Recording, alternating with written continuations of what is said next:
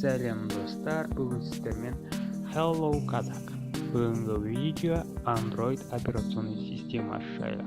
Яғни осы операционный система қаншалықты өзгерді, қаншалықты оның графикасы өзгерді, және ол қандай смартфондарда көп қолданыла бастады, сол жайлы видео болады.